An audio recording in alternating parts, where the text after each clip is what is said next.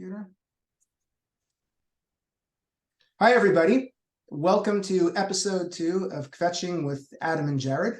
I hope you enjoyed last week's broadcast, and we are now moving on to a somewhat different topic, but Jew-related.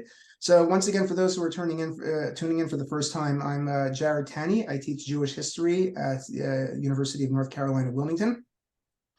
And I'm Adam Fuller. I am Associate Professor of Political Science at Youngstown State University in Ohio, and I'm also the director now of the Center for Judaic and Holocaust Studies at Youngstown State University. Welcome to the second episode of Kvetching with Adam and Jarrod. Also, I might also introduce you to my dog, that lady just came up. But you didn't tell me there was going to be a mixed audience here. Sorry about that. Anyway, this is a show that you can even bring your dogs to watch. So anyway, today on Kvetching with Adam and Jarrod, we are going to discuss Jarrod's new book, the Seinfeld Talmud. Can you hold it up? The Seinfeld Talmud, a Jewish guide to a show about nothing. And it's got a picture of a Jewish deli there. That's supposed to be monks, but it's not really monks. Yeah, copyright issues. We couldn't copyright issues. Get the actual thing. Yeah.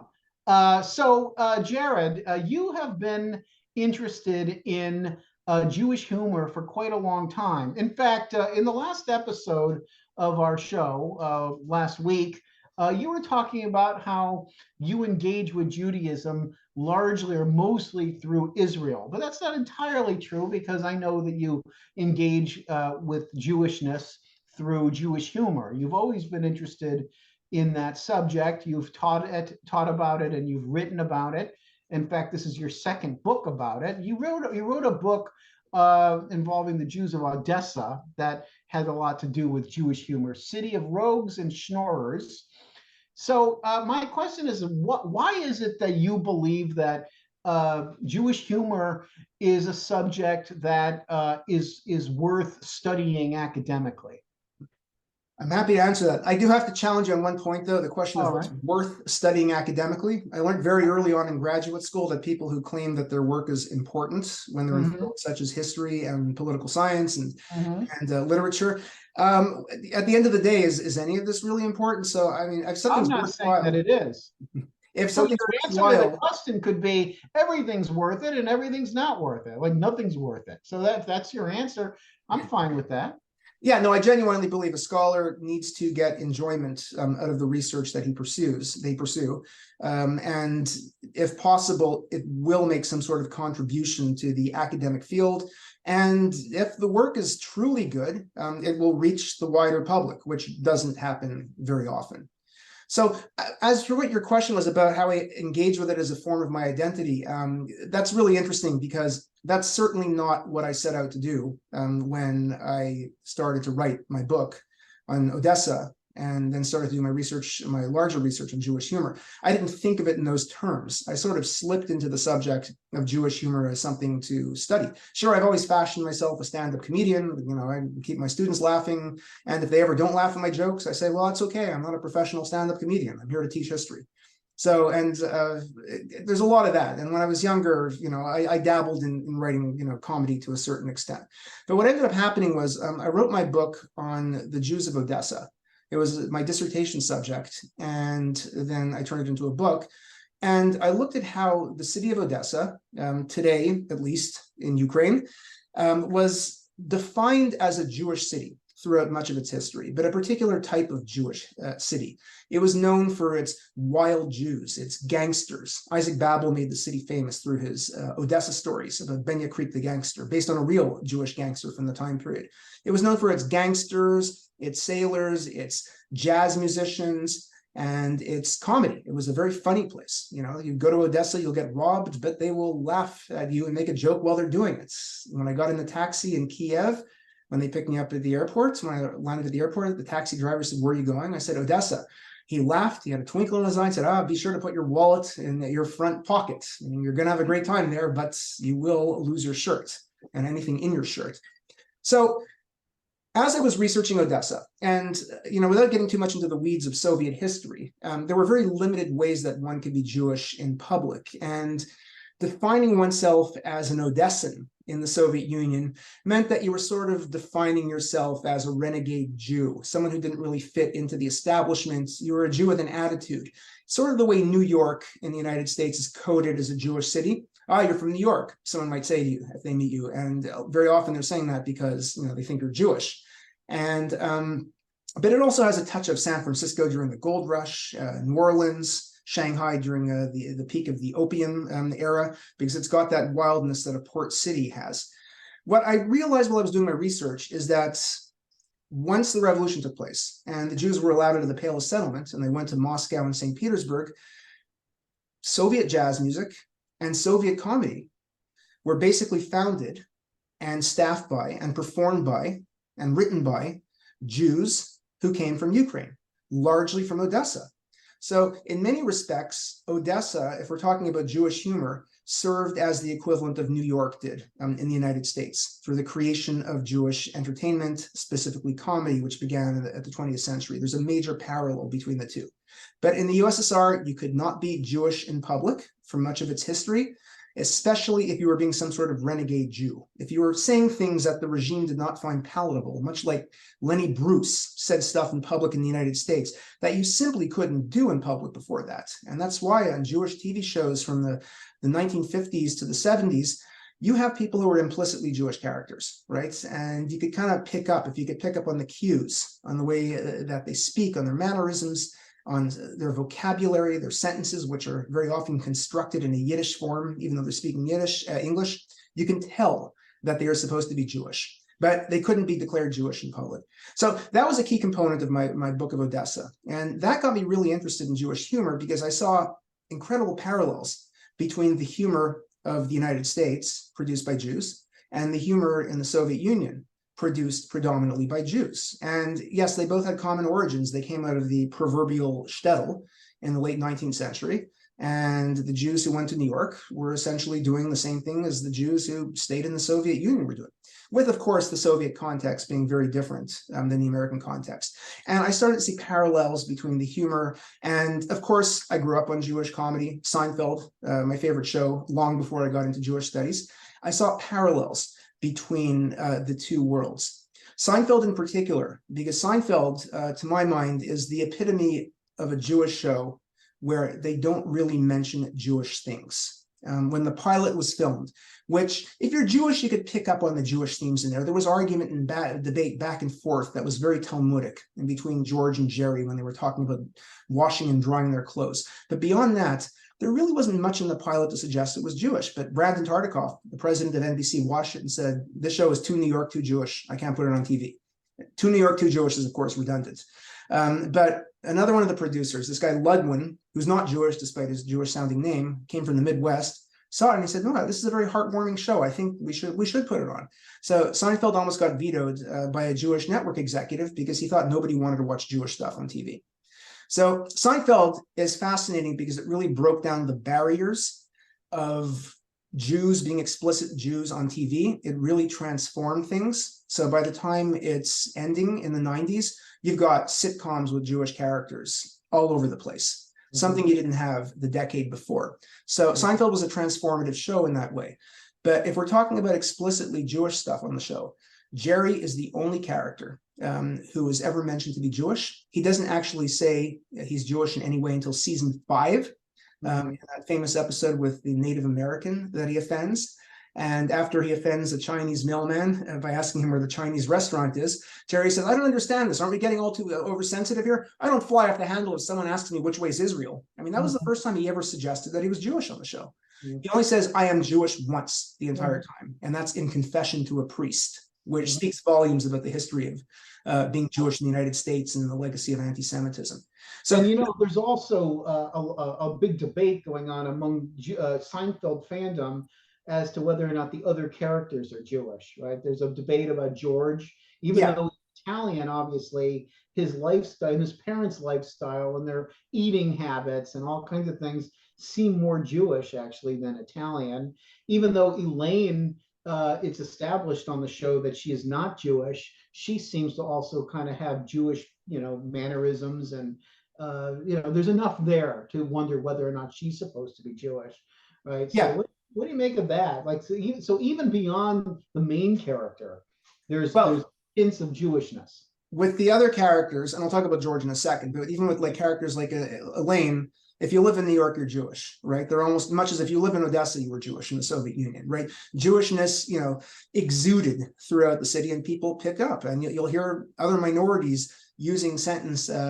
constructions. Elaine was, correct me if I'm wrong, she was from Baltimore, and She was, yeah. Yeah. But she lived in New York for God knows how long during the city. I don't know if she ever mentioned when she came. Her father was on one episode, and he was like really the proverbial goy. This Right. tough guy who fought in Korea, and he was sitting there drinking his bourbon and whatnot, and he scared the hell out of Jerry and George. And of course, he was established as being a shiksa in that famous episode where all these Jewish bar mitzvah boys were trying to kiss her. And then the rabbi tried to kiss her too because she had, quote, shiksa appeal. So, by the way, we may have just offended our Goyim audience. Oh, I said the proverbial goy. Okay, Okay. so yeah, which I think is legitimate. I'm not using it in a derogatory sense whatsoever. George is supposed to be Jewish. Jerry Stiller was quoted as saying, "We are Jews in the Witness Protection Program." Okay, so the problem with George, and it became unambiguous that he was Jewish once his mother was cast by what's her name, Estelle Harris. Mhm. I mean, she's outrageously Jewish. George has all the negative stereotypes of Jews. Jerry doesn't so much, but George does. He's effeminate. He's neurotic. He's got a great deal of sexual anxiety. He's cheap. Why isn't he named as being Jewish? Well, there would have been 1,000 phone calls from the ADL and from every angry Jew watching the show. How can you portray the Jews in a negative light on TV like this? This is awful. You can't make these stereotypes. Woody Allen? Like, he's Woody Allen. Or in fact, Jason Alexander even said that when he was first cast, he was playing it as Woody Allen until he found out that it's supposed to be Larry David. Exactly. And he's very Woody Allenish in the early episodes. Same stereotypes. But of course, in film, you could get away with things in the 1980s that you could not get away with in network TV. Network TV was an oligarchy. There were only 4 networks, and Fox was pretty late in the game coming on. 3 out of the 4 networks were run by Jews, and they genuinely believe the famous quote, and it might be apocryphal, is there are 4 things that nobody wants to see on TV: divorced women, men with mustaches, people from New York, and Jews. When I told that once to a gay Jewish friend of mine, he quipped, "B. Arthur is all of those things." Mm-hmm. Which I found very funny, and I'll give him some. And on the Golden Girls, they changed B. Arthur's character and Estelle Getty's character to Italian. Exactly. Yeah. That predates Seinfeld, and that's a perfect example of coding characters as Jewish, because the networks believed, or at least they claimed, that nobody wanted to watch Jews on TV. Some of the people who study television said this is self-hatred on the part of the network executives. I don't want to start, reading their minds. What's important is they were able to get Jewish content out there through the use of encoding. And one of the ways they encoded Jewishness was through characters who had, all the stereotypes of Jews. And it was obvious to Jews watching the show that they were Jews. And anyone from New York, a non-Jew from New York, would pick up on it. But someone watching the show in Montana would not pick up on that. So it was crafted really brilliantly. That, however, is not the only reason why Seinfeld is like the ultimate Jewish series. It's one of the important factors, but I could name a dozen other shows like the Golden Girls that had coded Jews on it. In many respects, the Fonz was a coded Jew as well on Happy Days, and I won't get into that now. And Fonzie, he even said in an interview once that in his mind, Fonzie was always Jewish. He was raised by his grandma Nussbaum, I should point out, but I won't get further into that. The most important part about Seinfeld, and I wonder when I started to pick up on this, because having been raised Jewish, I probably understood the familiarity. I probably picked up on much of this, but it only became apparent once I actually started to study Jewish humor. And I started looking for Jewish rhetoric and Jewish discourse, Jewish dialogue in the characters I was looking at in Odessa. And I started studying Yiddish around this time. And I began to pick up on the Yiddish speech patterns, the occasional Yiddishism that was thrown in Odessa-related material in the USSR. And I began to see this in Seinfeld as well. And this very much has to do with the way they talk, right? The arguments and debates that they engage in, right? They're constantly dissecting the minutia of everyday life, analyzing every possible situation and scenario. Why did Jerry's girlfriend wear the same dress on every single date. And they sat there and they debated. And George says, well, maybe you caught her on the cusp of a wash cycle. You got her on the day right before she did her laundry, and you got her on the day after she did her laundry. But then she wore it the third time, and Jerry, couldn't figure it out. And George says, well, maybe she's like Einstein. He wore the same outfit every day. And Jerry says, if she splits the atom, I'm going to let it go. So they get into these little conversations, trying to figure out the possibilities. A lot of it's argumentation. There's a lot of arguing. And that in and of itself is a Jewish characteristic. It's a stereotype that Jews argue a lot. They answer questions with questions. One of the most famous episodes with the pen, the astronaut pen that Jack Klompus gives to Jerry. Take the pen. It's such a Jewish episode. And I show it on the first day of my Jewish humor class. And I say, well, what's Jewish about this? Because they don't mention Jews a single time. But everyone in that episode, except for Elaine, is Jewish. George and Kramer are actually not on that episode. But you'll note it, and then I go back and we watch the first few minutes when Jerry and Elaine arrive at his parents' house. And there is layer upon layer of debate that takes place. They debate why he rented a car, why didn't he get the insurance? And in the middle of that debate, they start debating whether the lake outside is a real lake or not, right? So there's all these layers of debate taking place. And the stereotype is that, well, that's a Jewish characteristic. And this is what I started to analyze as I started to look at Jewish humor and Seinfeld in particular. I was very fortunate back in 2012 when I was an academic nobody. Not that I'm anybody now, but I was a nobody in the field of humor studies. I'd written my book on Odessa. I was working on one other paper. I was asked to write an essay about Seinfeld and what makes it a Jewish show, which was a very difficult challenge. It was the hardest thing that I've ever had to write in my life, since they mentioned something Jewish 5 times in the entire series. So I analyzed the discourse, and I tried to make a claim that it was very Talmudic. Now, I'm assuming most of our audience is Jewish, but if not, or for those who are not familiar with, the Talmud is, to make a long story short, commentary on the Torah, but it is so much more than that. It's the rabbis over the course of several hundred years sitting around and debating the contents of the Torah, and beyond that, the whole Bible. The premise behind it, not that they didn't, well, I guess part of the premise is that they were out of work and they didn't have anything better to do at this point. Rome destroyed Judea, renamed it Palestine. The rabbis went back to their yeshivas and they just studied all day. But it's all about Jewish law. And if you're familiar with the Torah, the laws in the Torah are all, do this, don't do this, do this, don't do this. And they're very succinct. Honor the Sabbath. Don't kindle a fire on the Sabbath. There's no explanations, and there's no contingent planning in there, right? The Torah was written for Jews who were living, in independent Israel, allegedly in the era of King Solomon, right? I mean, it's the ideal. But when Jews were no longer living in the ideal situation, they really had to start unpacking Jewish law.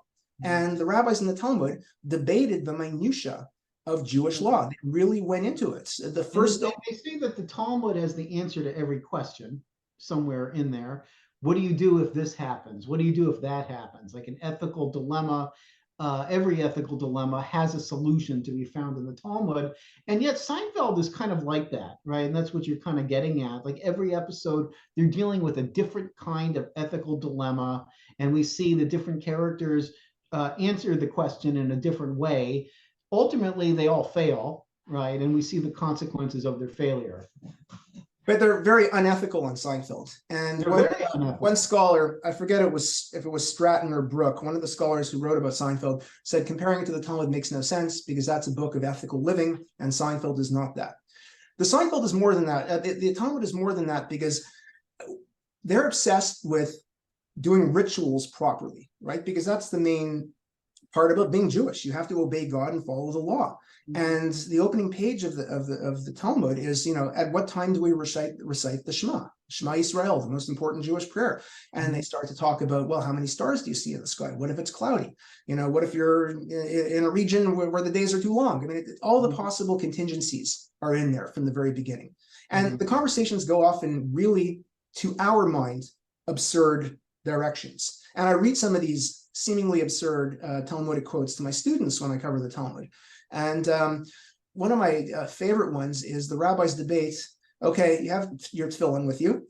You're perhaps wearing them, and you have to go to the bathroom, a public bathroom. What do you do with the tefillin when you go to the bathroom? Do you take them off or do you keep them on? If you take them off, do you bring them into the bathroom with you, or do you leave them outside on a ledge? And they talk about all the possibilities. What do you, it depends on what you're doing in the bathroom. Are you just peeing, or you're taking a crap?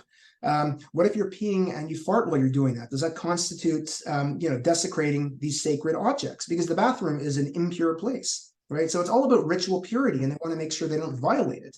And then these fill-in have been flagged as having been in the bathroom. Yeah, well, there you go. Just like George Costanza's book on Impressionist art. But one rabbi finally suggests, well, then keep them outside, put them on the ledge of the bathroom, and don't bring them in. And then another rabbi chimes and says, no, you can't do that, because a prostitute might come by and steal them, and then go to the Sanhedrin, the Jewish council, and say, hey, look, this guy tried to, get services from me, and he tried to pay me with his tefillin. And the rabbi says, I know that could happen because it happened to one of my students. He was so devastated that he went and killed himself afterwards. So again, every possibility with outlandish outcomes. But what they're really concerned about is ritual purity. How do we go about our daily lives and ensuring that we are still ritually pure to perform the laws that God has asked us to perform? So, yeah, obviously ethics is very important, but it's also about that boundary between what's pure and what's impure, which is why sexual matters and bathroom matters come up so frequently in the Talmud. So my students get a real kick out of that stuff. There's one conversation about, well, what if you're walking down a street? How close do you have to get to feces? I mean, it's antiquity. There's animal shit everywhere on the street before you were rendered impure. And they actually say, well, it depends on whether it is desiccated feces or whether if it's still moist. And one of the rabbis says, well, how do you know if it's desiccated or not? He said, well, you pick it up and you roll it down the hill, and if it crumbles, then it's desiccated. If it doesn't crumble, then it's still good. So if it's moist, then you have to be further from it than if it's desiccated. I guess they didn't realize that they're rendered impure just by touching it in the first place. But so there's some very comical parts, even though the book's obviously not supposed to be funny. But modern Jews looking at it will find parts in there that are funny, and they will see the relationship between that and so much of Jewish humor, especially a show like Seinfeld or Curb Your Enthusiasm, because it's built upon argument and debate. And that was like the heart of the essay that I wrote on Seinfeld, the argumentation and the debate. And this makes it a Jewish show more than anything, more than even the stereotypes that George Costanza exuded. So how did this book come into effect? Like, tell us the story about how you began and how it got to this point. Okay, absolutely. It came about really, by accident. 2021 in the fall, Netflix announced that they were starting to show Seinfeld on November 1st. And I said, hey, let's create a Facebook group in the spirit of the Talmud and watch it. When I say in the spirit of the Talmud, there is a movement, an international movement, if you want to call it that, called the Daf Yomi, which means the page a day. And everybody who participates in it, and there's thousands and thousands of Jews who do, they read the same page or the same two sides of a page of Talmud on the same day, and then they have debates about it. So they're carrying on the tradition of rabbinical debate, right? It didn't stop when the Talmud was written. Rabbis continue to debate this stuff right to the present. That had started up, I think it was right before the pandemic. In January 2020, the cycle renewed. And I said, you know what, I'm going to jump on board. Let's see how long I last. I didn't last very long. I lasted a couple of months. Because when they start to debate, measuring a sukkah and constructing it, I start to lose interest at that point. But I'd gotten enough of the rhythm in doing it. So I figured, you know what? Seinfeld's coming to Netflix. Let's do something similar. So I created a Seinfeld Yomi, a Seinfeld a day calendar, created a Facebook group, and I said, let's all watch the same Seinfeld episode every day. And then we'll come and we will have debates in the group. Now, I realized by the third or fourth day, and this, I think, is true with virtually every collective project I have launched in my life, that almost nobody was participating. I will give a shout out here to Deborah Nussbaum Cohen, who actually did take the trouble to write a Talmudic tractate debating Seinfeld one day. She wrote a really brilliant one. But otherwise, people read them, but nobody was writing anything. So I just kept writing them. And eventually I said, you know what, I'm going to write them in the voice of the rabbis. What if I write commentary as if the rabbis are sitting around and debating each Seinfeld episode? So around episode 5, I started doing that, and I started voicing it in the rabbis, both from the Mishnah, the oral Torah era, which was between the time of the destruction of the temple and 200 or so, and then the Gemara era, which was, where the bulk of the Talmud was written in Babylon, finishing up around 500 AD. So I wrote portions. I wrote it as if these rabbis, famous people, all genuine rabbis. Of course, I had rabbis talking to each other who didn't live at the same time, but that happens in the Talmud as well. I mean, there's no concept of time whatsoever in the Talmud. So I started doing this, and I said, you know what? After about 20 of them, I said, why can't I turn this into a book? So I did it for every single Seinfeld episode, starting from episode 5, I think. I had to go back and make up a reason for why I didn't do, the first few. And I have the rabbis actually watching the pilot episode and deciding, boy, this really sucks. And it says, they do sound like us. Maybe they're stealing our material. So they got into a whole debate like Jerry and George did about, can you over dry clothing? And one of the rabbis says, well, when I go into the dry sauna, into the schwitz, I come out all sweaty. Why am I sweating from a dry sauna? So they start having a debate about it. But in the end, they say, this show sucks. We're not going to watch it. And then on, I think it was episode 4, male unbonding, where Jerry wants to break up with a male friend of his. It wasn't a great episode, as many of the early ones weren't. As an anecdote, that's the only episode that doesn't have "the" at the beginning of the title. But there's one scene in that episode where Jerry realizes the guy's not listening to him, so he starts to make up stuff, and he says, "So I'm going to, I'm going to perform at Hezbollah's annual terrorist luncheon in a few weeks. I'm going to go over to, Iran and perform for Hezbollah. I'm going to do the entire show in Farsi." So I have the rabbi saying, "Hey, he's coming all the way to Iran or to Persia, the Persian Empire, and he didn't invite us? What the hell? What kind of Jew is this guy? We're the representatives of the Jews of Persia." So at that point, the rabbis vowed to never miss an episode again.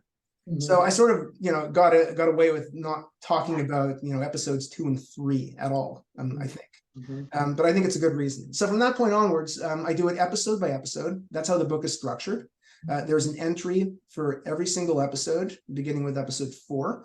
And in those sections, they have primarily self-contained debates that revolve around one aspect or more aspects of the plot of Seinfeld. So they debate things that are debated on Seinfeld, or they debate the plots of Seinfeld. And very often I have them weigh it against Judaic law. Now, I'm doing this in a very satirical way. I'm not taking Jewish law seriously here by any means, and I'm just pulling out quotes from the Torah and from the Talmud that actually fit with the dialogue. And it was relatively easy to find some. And they're saying, hey, look, well, I cite, I'm citing the Gemara here, and someone else says, well, I'll cite the book of Psalms. And they start arguing over that. With that in mind, what you are doing is you're taking something that is very often quite obscene. Even if it's not obscene, it's very pedestrian and very I don't know, you know what I mean, but you're merging it with something very sacred, right? Have you had any pushback against that? The only pushback I've had is when I went into a Daf Yomi group, or a study Talmud group on Facebook, and I invited people. I told them what our project was when I was still doing it as a Seinfeld a day, and I invited them to join our Facebook group. Now, a few people laughed and said, "Oh, that's brilliant," but then I started getting attacked, saying, "How could you do this? You're taking the most sacred document in Judaism and you're making fun of it. You're having the rabbis from there, speaking about feces and whatever else, horse manure." There's an episode where George says that he's a fan of horse manure. The rabbis manure, manure. Yeah. That ends up being a running story in my book. Since the Talmud does talk about feces so much, I figured, what the hell? Why not go with it? So I did have some pushback from that, but otherwise, I think we're at an era in Jewish humor where it's not that big a deal. I think post Lenny Bruce and Woody Allen, who wrote some of the earliest stories satirizing the Bible, I think all the boundaries have been crossed at this point. But I learned my lesson about going to advertise it in a Facebook group. Now, I do have some like running plots, throughout the whole thing. So they are self-contained, but there are continuing stories, and some of the rabbis, develop certain attributes that they carry forth from one episode to the next. Some of them mimic Seinfeld plots. There's the one rabbi who ends up being, well endowed in the bosom section, like George's father was, and George was worried about having the bosom gene. He thought it ran in his family, and they invent the manzir, or the bro. So I have that as a continuing story, and one of the rabbis actually ends up going for a breast reduction at one point, against his will. He's talked into it by another one of the rabbis, and he didn't come out of the surgery well. There's a moil who was really let's just say, too eager to perform his job, and he always ends up taking a little bit much off. So he works with someone. Interesting that you mentioned that. Jason Alexander refused to do that episode unless it was heavily edited. When he read the first script, he thought it was too offensive, and he said even anti-Semitic. And then he agreed to do it when they changed it because they threatened to walk out. And he still says to this day that he should never have done the episode at all. Really? I mean, I don't push the boundaries a little bit. I think, like, I actually wasn't. I myself wasn't terribly offended by that. The one that offended me a bit more, at least my offended my Jewish pride, I think, a bit more, was the one with the rabbi who was a blabbermouth, right? Like, that would never happen. A rabbi you can confide in. A rabbi that's going to go and tell everybody what you said in confidence doesn't really sit well. And I just kind of worry that for the same reasons that Jason Alexander explained by objecting to the moil, how the Gentiles would see that and think, well, this is what we're like. Similarly, there is that concern. What do you make of that? Well, those episodes, actually, some of those did get pushed back from the Jewish community. The Moyle one, the gossiping rabbi. Some people were even offended by the soup Nazi, which I think is absurd to be offended by that. It's not as if the soup Nazi supposed to be Jewish. He's not supposed to be Jewish, but there's some people who think that you can't do Holocaust humor. And, I've written an essay on Holocaust humor that's in a great volume about humor in the Holocaust. It's a very important subject, and it actually, tells us a great deal about the Holocaust by the way people make jokes about it. So, but it's not surprising. And again, this is why they couldn't make Jason Alexander a Jewish character, because he embodies all these negative Jewish stereotypes. And, you're not supposed to do it, quote, before the Goyim, right? You're not supposed to air our dirty laundry in public. We're not supposed to represent ourselves in such a negative light that has fueled anti-Semitism throughout the ages. Now, I think that bridge has been crossed, and Seinfeld might be responsible for having done that, because if you look at Curb Your Enthusiasm, I mean, they've taken these Jewish plot lines and they've run with them. And Larry David has all these negative attributes. And I'll tell you when I don't like it. When it truly offends me is when it doesn't really speak to anything that is real about Jews. I mean, the best Jewish humor is when we're laughing at ourselves, when there's actually some basis to the joke that you can kind of relate to as a Jew. I didn't find that the Moyle episode or the Gossiping Rabbi episode did that. And I also find that Curb Your Enthusiasm often goes too far in that way as well. Like, he'll make jokes about things that just aren't funny because they don't mirror reality. I think good humor has to somehow mirror reality. So who's your favorite Jewish comedian? Jack Benny. But he never claimed to be Jewish when he performed. I think he was the funniest man ever alive, personally. But of course, even though he never claimed to be Jewish, he had some Jewish stereotypes, like he was cheap, and that was part of the joke as well. But people didn't really associate Jack Benny with being Jewish, so it wasn't really a problem. Right. Yeah, and that was true of a lot of the pre-Lenny Bruce. I mean, when did Jack Benny get a start? In the early 1960s? Oh, well before that. Yeah, okay. Oh, well before that. Yeah, so the comedians of that era, weren't vaudeville, like late 1800s and into really? I didn't realize he was that old. Okay. Yeah, Jack Benny died in the 70s. He died when in the 1970s? In the 70s, yeah, 1970s. Okay. Yeah. Oh, okay. I didn't realize he went that far. Radio performer. Well, again, it's about being Jewish in public. And if you look at vaudeville, there are a lot of, Jewish characters who have stereotypes, we would call Jew face today. But there's also people performing negative Irish attributes and whatnot. Some of the early films of the 1920s and the silent era were also very explicitly Jewish. And then Hollywood cleaned itself up. Once it went national, they basically eliminated, ethnicity or unpalatable ethnicity from the screen. And it was really only after World War II that you started to have Jewish film, and then, Jewish film that pushed the envelope. So that's basically what happened in television, except with television, it happened a generation later. And the stand-up comedians of the Lenny Bruce era, yeah, they muted their Jewish identity in a national audience. Sometimes you could pick it up, but they don't perform it in the same way that Seinfeld and later comedians like Sarah Silverman do.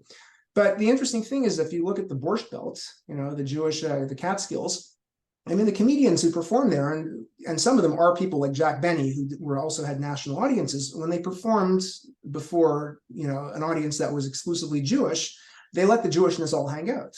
I mean, they knew that they were in a safe space where they could do, Yiddish shtick, whether they were speaking in Yiddish or speaking in English. Unfortunately, we have very few recordings from back then because, we just didn't have the equipment to record this stuff. So documenting the Catskills is incredibly difficult. But again, it suggests that there were limits on how you could be Jewish in public in the entertainment world in the United States. And anything that smacked of irreverence was off the table, right? Jews had to be a certain way that was palatable. In the Hollywood directors and producers and writers, who were all Jewish, in their minds, as being acceptable to present to the American public. And again, with TV, Seinfeld is the one that really broke down the barriers with it. What about Jackie Mason, who was doing this long before Seinfeld? Jackie Mason is really interesting, and I'm considering writing a paper about him at one point. And yeah, he's all about Jews this, Gentiles that, Jews this, Gentiles that. He makes jokes about every ethnic group today. A lot of people on the left today would consider him to be, a racist, outright, and a misogynist and whatnot. And then, the excuse that his fans use is that, well, he offended everyone, he even offended the Jews, or he made fun of the Jews. So he's an equal opportunist. I think the concept of whether comedy is offensive or not is not particularly useful, because there'll always be someone who gets offended by something, no matter what. Mm-hmm. So it's a more interesting question about what is it they're trying to convey, through their humor. And I could return to your original question here about identity. I know we live in the age of identity and whatnot, but I found that a lot of these Jewish humorists, Lenny Bruce onwards, they were carving out their Jewish identity through their comedy. And much of it did involve the legacy of anti-Semitism. And they were sort of, if you will, sticking it to the Goyim, right? And that's why, Lenny Bruce got up on stage and took credit for killing Christ, on behalf of the Jewish people. He said his family did it. And he said, and here's the chutzpah. When Christ comes back, we're going to kill him again. All right, he got in a lot of trouble. It was 1958. He performed that in Chicago, and he ended up being arrested, even though it's illegal to arrest someone for blasphemy in this country. They charged him with obscenity. Mm-hmm. So all the people, and a lot of these notable Jewish comedians like Louis Black, Larry David, Sarah Silverman, they all tackle Christian anti-Semitism in one way or another. And this has to do with the collective memory of the Jewish people. We're safe enough here in America where we could do this in public, but we are still scarred by the collective memory of anti-Semitism, especially in light of the Holocaust. It might not have happened here, but is seen by Jews as the culmination of 2,000 years of anti-Semitism. Whether that's true or not is irrelevant. It's how the average Jew would conceive of it.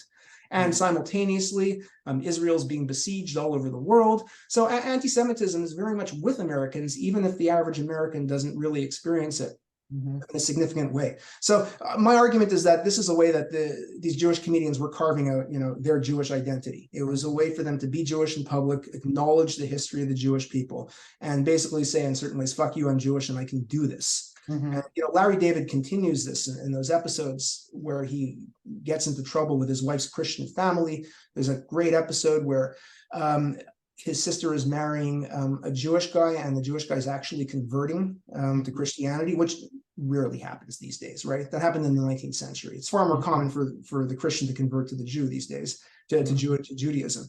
And he's even debating it earlier in the episode. He said, what's with you Christians? I don't understand. You always have to try to get people to come over. I love lobster, but I don't go around the world and telling people, hey, eat the lobster, eat the lobster, eat the lobster. Ironic, because lobster is not kosher, but it's seen as one of these exotic delicacies that Jews crave, like bacon, but they can't touch. So they end up arriving late to the wedding festivities, And then Larry sees what looks like somebody trying to drown somebody in the river, and he thinks there's a homicide going on. So he yells, "Stop, stop, stop." And it turns out it was the baptism. He interrupted the baptism of the Jewish guy who was becoming Christian in order to marry Larry David's wife's sister in a very devout Christian family. And then he starts getting accused by the Christians of deliberately interrupting the baptism because, quote, he didn't want to lose a Jew, right? And Larry said, I take all the Jews. What do I want them for? I don't need them.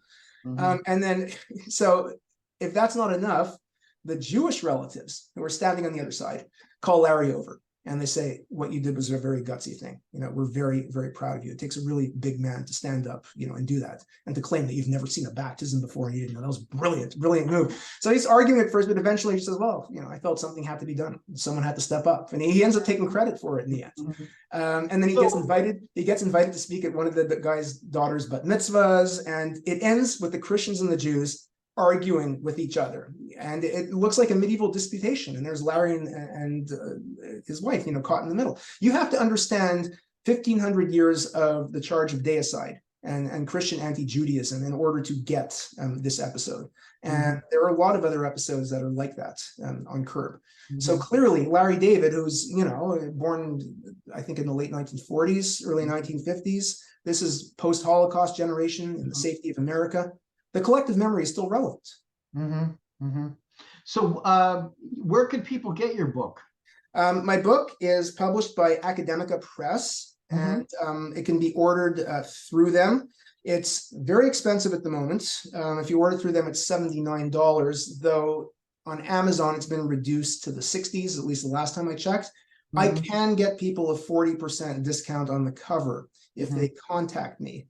And I will, I'm able to put them in touch with the people at the press. It's still a hefty $49. There will be a soft cover edition. I am told it'll be out by November, and it would make a great Hanukkah or Christmas gift for a Seinfeld fan, Jewish or not. I mean, it's the perfect coffee table book. And it's had some really resounding endorsements as well, the praise for it. Sure. Why don't you read some of those blurbs? Advanced praise for the Seinfeld Talmud. Quote, the inane escapades of some delusional Jews in a messy yeshiva that may or may not contain a chicken. Mark Twain. Who knew the early rabbis were so obsessed with their schlongs? Sigmund Freud. If you are wondering why statehood eluded the Jews for 2,000 years in exile, look no further than this text. Theodor Herzl. Not for Jews only, a joy for goys. Nicholas II, Tsar of all the Russias. Helped me pass the time in prison, Dr. Hannibal Lecter. And finally, this is as good as anything my father has written, Jesus of Nazareth. Jesus, I should add, makes periodic appearances in the book because he lived at the same time as Hillel and Shammai, who are really the foundational figures of the Talmudic debates, and he occasionally pops into the story. So let's finalize. What are some of your favorite episodes of Seinfeld? That's a very difficult question because I really, honestly, the number of episodes that I would say are, bad episodes or episodes that I disliked, I can count on one hand, maybe. The early ones are fairly weak. I didn't think the finale was good. I thought the premise was brilliant, but it was just poorly executed. It just didn't work. And I did write a piece in the Jewish Journal about it recently, talking about how it's really about anti-Semitism, that piece. It's a very important theme in it. And it sort of speaks to Lenny Bruce's persecution by the Christian church for his comedy. But my favorite episodes, I think my favorite one, I will still have to say, is The Bubble Boy. And not because there's anything especially Jewish about it, but it's the episode that really turned me on to Seinfeld. I was like 21 when it was on, and I'd seen Seinfeld a couple of times before, but I watched that and I said, oh my God, this is the most brilliant show I've ever seen in my life. And I was hooked from that point onwards. And that was actually a really good season. That was a season, I believe, where they were doing the sitcom for NBC, Jerry. And, that's a season with, the masturbation contest. That was a season where they thought Jerry and George were gay. Not that there's anything wrong with it. So there were a lot of classics in that season alone. What were some of your favorite episodes? I think that I laughed the most, and I never stopped laughing from the opposite. Yeah. Where George decides that he's been doing everything wrong on every decision he ever makes. So he decides he's going to start doing the exact opposite of everything, and everything works out in a really hysterical manner. That's one of my favorites. I like the parking garage one. I don't remember. 1 second. I remember watching that for the first Yeah. time and thinking, oh my God, does this mean George is everything's going to work out for him for the rest of the series? And, obviously it doesn't. Obviously, right. Like he doesn't actually adopt that way of life now for the remainder of the series. But I like that one. It's hilarious. The parking garage one with Lane with the fish, that one was kind of funny. The Chinese restaurant was pretty funny. I mean, I like the ones in that era, between like the fourth season and say like the sixth season, like within that span of time. Though those two are fairly early. I think they're probably third season. Are they? Yeah, and the Chinese restaurant I think the opposite was a little bit later. No, that one was later, right? But the parking garage, which a lot of people don't like, but that one's sort of the epitome of a Talmudic debate, because they're in a nowhere situation. They don't go anywhere. They're stuck there in this maze, and then they're having all these conversations about dying, about Kramer's friend who dates women who are only over 250 pounds, and the guy's also a minimalist, and they're trying to figure this out. Jerry ends up and George end up peeing behind the car, whether it's okay to do that. Yeah. So they get arrested for it. The Chinese restaurant is a very famous episode because literally nothing happens in it, and that's where the whole idea that this is a show about nothing. NBC did not like that show, and they said, if you do this again, that's it, we're giving you the axe. And there's a couple of really brilliant scenes in that episode. I didn't like the Jerry plot line there. I thought it was kind of boring, but the whole George thing, when the guy yells out Cartwright, phone call for Cartwright. All right, yeah. And Jerry says, who's Cartwright? And George says, I'm Cartwright. He says, you're not Cartwright. Of course I'm not Cartwright. Well, I mean, I even like the scene where Elaine is so hungry that she says, I could just go grab something off somebody's plate. And Jerry says, there's $50 in it for you if you do. The rabbis get into a long debate in my book about an episode about the first starting point is, wait a sec, Jews are only supposed to eat Chinese food on Christmas. What's going on here? These guys are Jewish. We recognize that these are Jewish characters already, and here they are in a Chinese restaurant when it's not Christmas Eve. And they get into, here's why they start to say, well, is George supposed to be Jewish or not? And he said, look how cheap he is. He only wanted to give $6 for the shrimp. And he said for $50, he'll stick his whole face into it.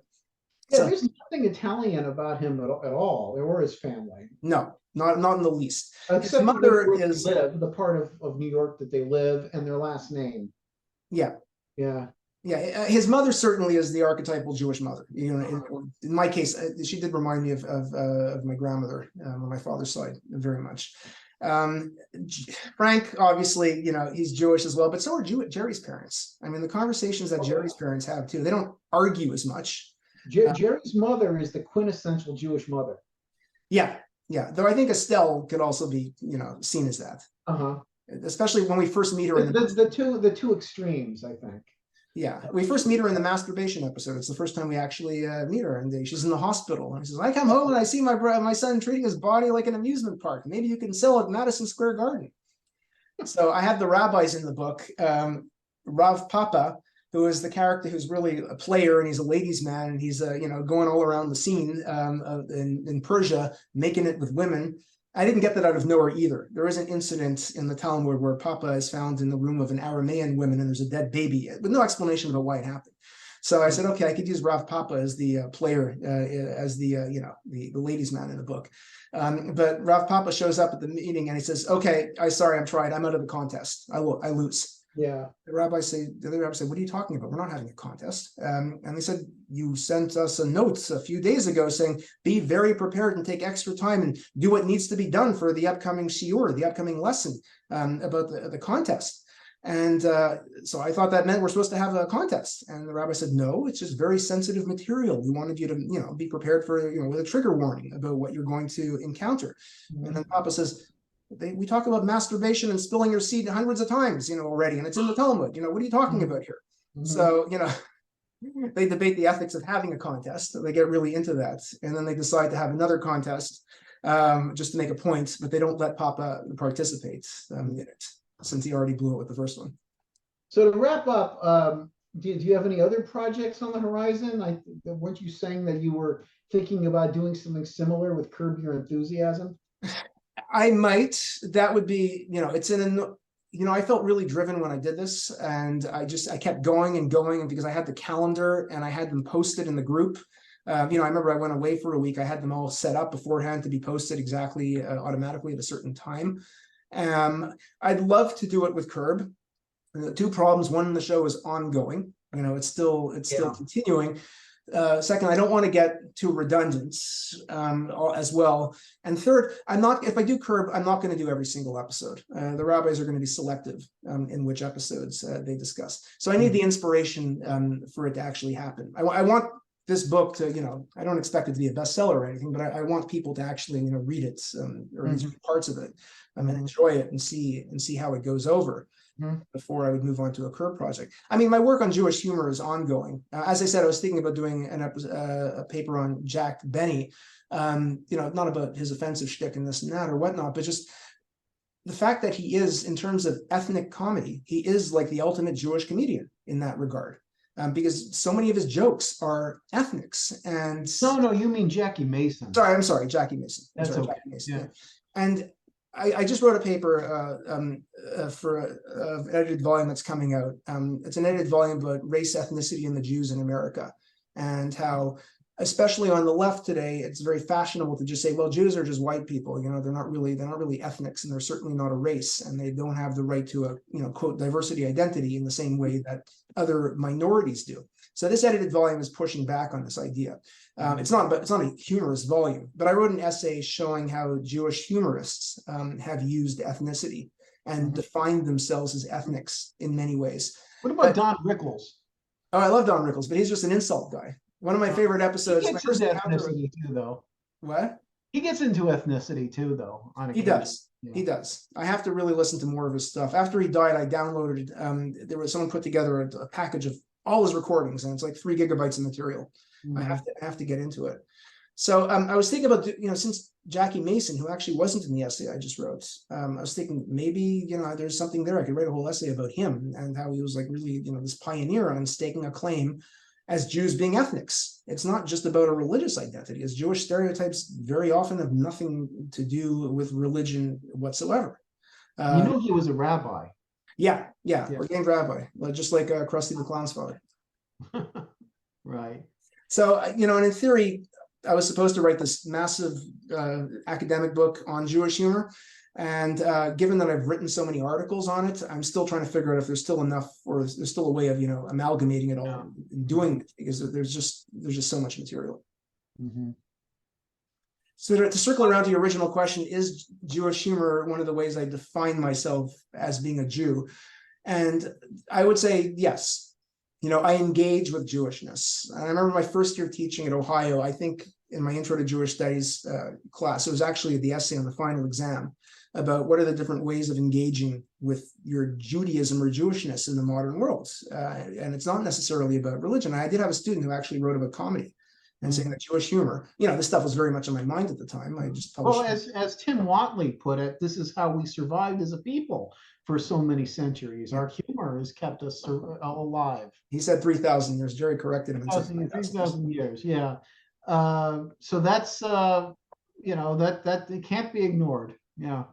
Absolutely not. And if he converted just for the jokes. If he takes out Polish immunity, there will be no stopping him. The rabbis actually convene in my book for that, to debate who has the right to tell Jewish jokes and who doesn't.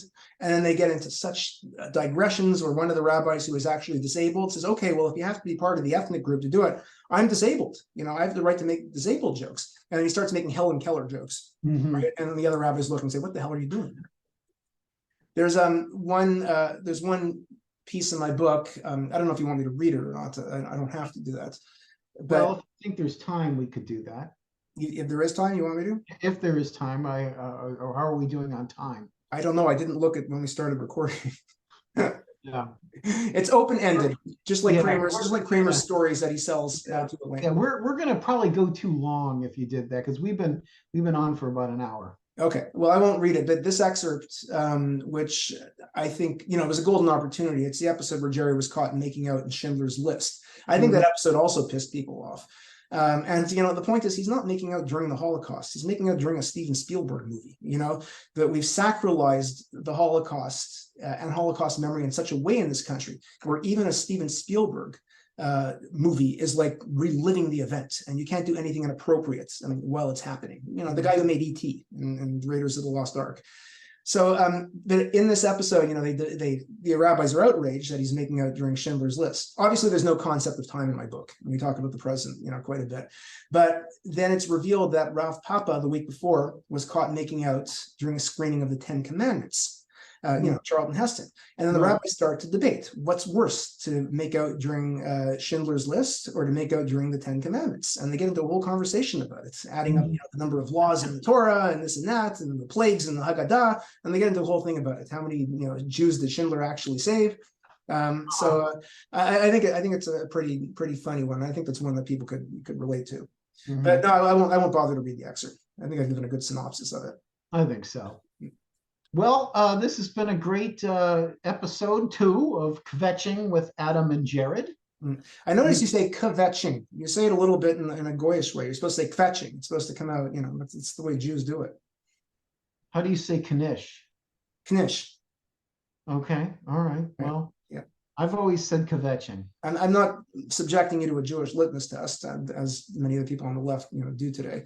But yeah, I've noticed non-Jews, when they try to say kvetching, they end up saying kvetching all the time. And they can't pronounce shiksa either. They say shiska. Yeah, well, I've never heard that before. I've never heard that there's a goyish way of pronouncing kvetching. Well, okay. You're a Jew as far as I'm concerned. You're one of us. All right. I accept you as part of work on my pronunciation. Yeah. You're kvetching. I am kvetching. You're kvetching about my pronunciation of kvetching. Yeah, I am. My father, I remember when he visited me in Moscow when I was there for an exchange program. He went out for dinner with a bunch of the other people in my group, and he told everyone I was a kvetch. He just announced it at the table one day. And years later, I'm reading this book. Kvetching obviously is a big part of Jewish humor, by Michael Wex, called Born to Kvetch. And it's all about how Jewish identity is constructed around kvetching. It's a big part of my work. I took a lot of that idea and I built on it. And I said, it all makes sense. It's not just me. It's my yichus. It's my lineage. We had a comment on the first video that mentioned yichus. Yeah, that was your former colleague, Dr. Lebenz. Yes. Yeah. Well, I hope that this episode inspires some comments. Feel free to comment and let us know what you think about Kvetching with Adam and Jarrod for now on. And if you'd like to buy the book at a discount, by all means, get in touch with me, and I will get you in touch with the press. Of course, I'm not going to tell you not to wait till November, so you can get it for about $25, $30 when the price goes down. Okay, well, have a nice Shabbat, and we're recording before Yom Kippur, so have an easy and meaningful fast for those of you that do that. I haven't done that since I was 19, but let's not go there. Right. Yeah, I'm not telling you that. I'm telling our audience at home. Okay, well, it's been a terrific episode, and I'm glad to really have an opportunity to showcase my work. So this is Adam and Jarrod signing off on episode 2, and we look forward to posting it after Yom Kippur is over. Stay tuned for episode 3.